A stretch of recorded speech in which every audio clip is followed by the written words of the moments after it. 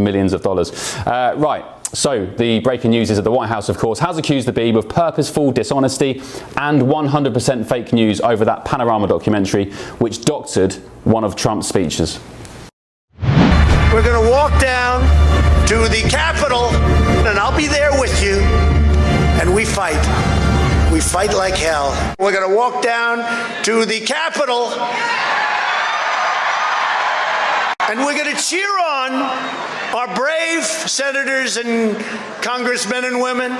Super talented White House Press Secretary Caroline Leavitt has gone studs up on the BBC tonight, telling The Telegraph this purposefully dishonest, selectively edited clip by the BBC is further evidence they are total 100% fake news. Every time I travel to the UK with President Trump and I'm forced to watch the BBC, it ruins my day listening to their blatant propaganda and lies. Welcome to the club, Caroline. Well, let's get more reaction with Erol Morkoc, American political strategist and spokesman for Republicans Overseas UK. Erol, thanks for your company. Wow, what a development tonight. They took their time, I'll say that, to comment on this scandal. It's been about a week since the original story came out, but tonight the Trump administration has taken their gloves off and really given it to the BBC, Erol.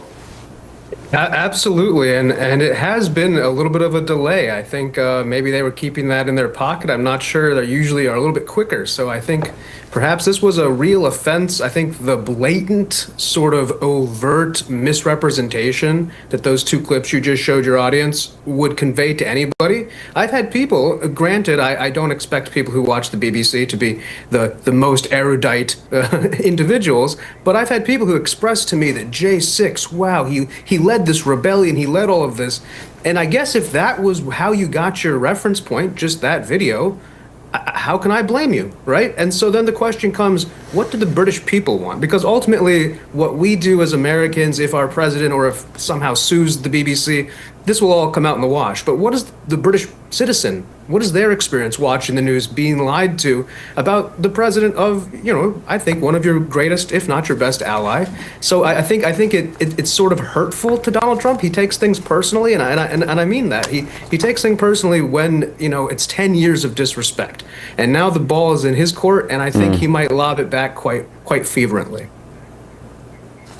Well, Erol, I'll tell you what a good handful of Brits, at least, think about the BBC, and it's that for years and years and years, echoing the comments of Caroline Leavitt, they have at many a time, not consistently, but many a time, been guilty of just outright lies or just complete bias. We saw a great example, which Caroline Leavitt cited some weeks ago or months ago, was the December bombing of a hospital in Gaza, instantly coming out and saying that Israel had bombed the hospital. It wasn't, it was Hamas with their dodgy rockets which went awry and blew the hospital up, killing dozens of people. That's just one example. Even this week, Erol, as well, you wouldn't have heard about this, but domestically in the UK, the BBC suspended one of its top newsreaders because she was reading the autocue about a trans story, and the autocue said pregnant people, and she said pregnant people, women, and then carried on. She was suspended for correcting that and saying, oh yeah, biological reality exists. Well, my big question now is, will President Trump do what he did with ABC News and CBS News in the US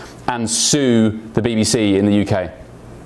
I think he does. I think he has good course to do it. I think the BBC also has US entities as well. Whether that might be in the UK or the US, that lawsuit will come.